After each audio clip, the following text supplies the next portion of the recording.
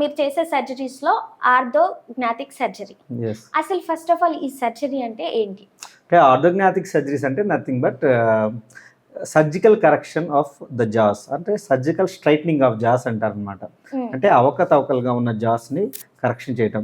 ఇంకోటి surgical correction of deformed jaws, అంటే పాడైపోయిన జాస్ని కరెక్ట్ చేయడాన్ని ఆర్థోగ్నాటిక్ సర్జరీస్ అంటారు. ఇప్పుడు ప్రమాదాలు జరిగిన వాళ్ళు వస్తుంటారు, లేదంటే వాళ్ళకి ఫస్ట్ నుంచి కొన్ని ఫేషియల్ బోన్స్ అటు ఇటు ఉండడం వల్ల వస్తుంటారు. సో ఎక్కువ మీ దగ్గరికి ఏ కేసెస్ వస్తున్నాయి? ఎక్కువగా నాకు కంజెనిటల్ డిఫార్మిటీస్ వస్తుంటాయి అనమాట. జనరల్గా వాళ్ళు పుట్టుకతోనే కొంచెం ఈ మ్యాక్సిలా ముందుకు ఉండటం, అంటే అప్పర్ జా ముందుకు ఉండటం, లోవర్ జా మరీ వెనక్కు ఉండటం, లేకపోతే లోవర్ జా ముందుకు ఉండటం. సో లేదంటే ఫేస్ సగం ఫేస్ ఏమో ఒకవైపు ఉండి ఒకవైపు ఏమో తేడాగా ఉంటుంది. దాన్ని హెసిమెట్రీ అంటారు. దాన్ని మామూలుగా మన ఫేస్ ఈక్వల్ హాఫ్స్ ఉండాలి జనరల్గా. సో అది ఒక హాఫ్ తేడాగా ఉంటే దాన్ని హెమిఫేషియల్ మైక్రోసోమియా అంటారు. సో అలాంటి కేసెస్ వస్తుంటాయి మన దగ్గరికి. సో అంటే ట్రామా కేసులు ఉంటాయి, బట్ ఏంటంటే రేర్ అనమాట. సో సపోజ్ ఫర్ ఎగ్జాంపుల్ ఈ జాయింట్, అంటే దీన్ని టెంప్లోమాండిబులర్ జాయింట్ అంటారు. ఈ జాయింట్ కనుక ఫ్రాక్చర్ అయినప్పుడు, యాక్సిడెంట్స్లో ఫ్రాక్చర్ అయినప్పుడు దాన్ని సరిగ్గా ట్రీట్ చేయకపోతే, open reduction and close internal fixation చేయకపోతే ఏమవుతుందంటే అది వెళ్ళి దాంతో ఫ్యూజ్ అయిపోతుంది అనమాట. ఫ్యూజ్ అయినప్పుడు ఇక్కడ పేషెంట్ మౌత్ ఓపెన్ చేయలేరు, చేయనప్పుడు జా డిఫార్మిటీ అవుతుంది అనమాట. సో దాన్ని కూడా వీల్ కరెక్ట్ ఇట్. ఫేషియల్ లో మనం మెయిన్ ఇక్కడ నుంచి ఇక్కడ వరకు చూసుకుంటే. సో ఇదే కాకుండా ఫేస్ లో ఇంకా ఎలాంటి లోపాలు ఉన్న వాళ్ళకి ఇలాంటి సర్జరీస్ చేస్తుంటారు?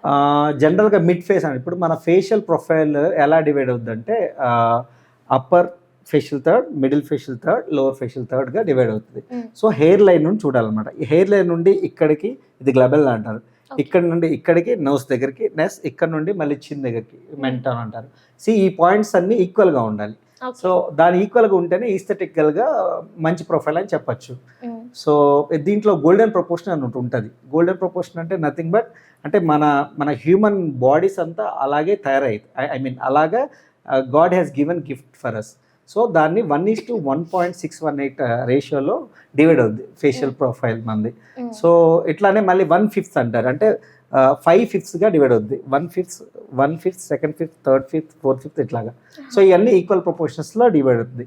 సో దాన్ని అవన్నీ కరెక్ట్గా ఉంటే ఈస్థెటికల్గా ప్లీజింగ్ అంటారు. ఒకవేళ కరెక్ట్గా లేదు అంటే then he or she needs correction of facial bones. Okay, అంటే చిన్న పిల్లలు ఉంటారు, పెద్దవాళ్ళు ఉంటారు. సో ఏ ఏజ్ నుంచి మనం స్టార్ట్ చేయొచ్చు సార్? మేల్కి అయితే ఒక ఏజ్, ఫీమేల్కి అయితే ఒక ఏజ్. సపోజ్ ఫీమేల్కి అయితే 18 years or 16 to 18 years, 18 years రావాలి మినిమం.